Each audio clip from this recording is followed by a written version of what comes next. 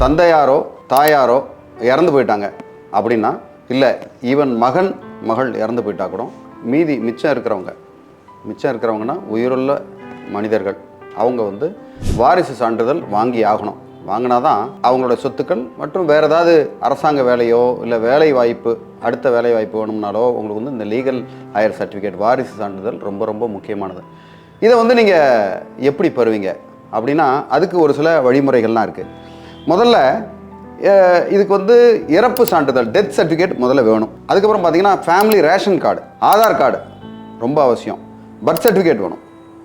Okay, அதுக்கப்புறம் voters ID, நீங்கள் வந்து பழைய ஓட்டர்ஸ் ஐடி, இதெல்லாம் வந்து நமக்கு தேவையான ஆவணங்கள். இதெல்லாம் எடுத்துக்கிட்டு எப்படி நீங்கள் பதிவு செய்வீங்க? இதை வந்து இப்போ இ-சேவை மையத்தில் ஆன்லைன்லேயே நீங்கள் வந்து செய்ய முடியும்.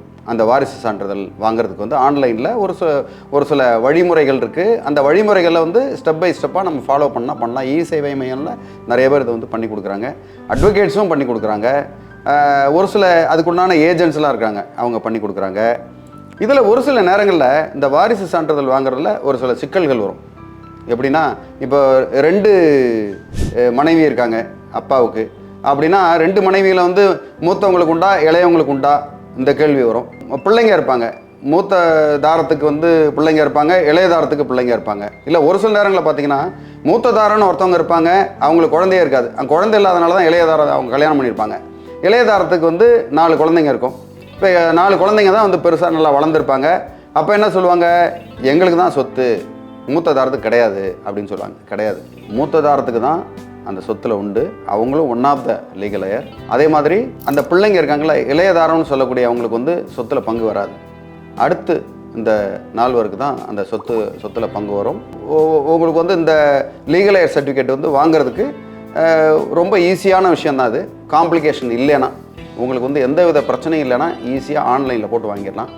சப்போஸ் இதில் வந்து கான்ட்ரவர்சி வரும் பட்சத்தில் நீங்கள் வந்து அடுத்து நீங்கள் வந்து கலெக்டரையோ அதுக்கப்புறம் கலெக்டரை பார்த்து மனு கொடுக்கலாம்.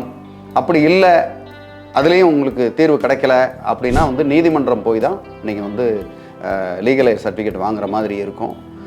அது மாதிரி இந்த லீகல் ஹையர் சர்டிஃபிகேட்டை வச்சு நீங்கள் அரசாங்க வேலை பெறுவது, அரசாங்கத்தில் இருக்கும்போதே தந்தையாரோ இல்லை அந்த குடும்ப உறுப்பினர் வந்து வேலை செய்துக்கிட்டு இருக்கும்போது இறந்துட்டா காம்பேஷனேட் கிரவுண்டில் வந்து வேலை கிடைக்கும். அதுக்கெல்லாம் வந்து லீகல் ஹையர் சர்டிஃபிகேட் வந்து ரொம்ப ரொம்ப அத்தியாவசியம்.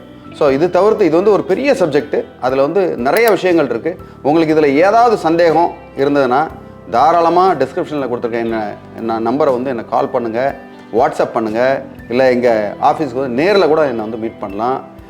மீட் பண்ணி நீங்கள் கேட்டிங்கன்னா உங்களுக்கு உதவுறதுக்கு நான் காத்துக்கிட்டு இருக்கேன். நன்றி, வணக்கம்.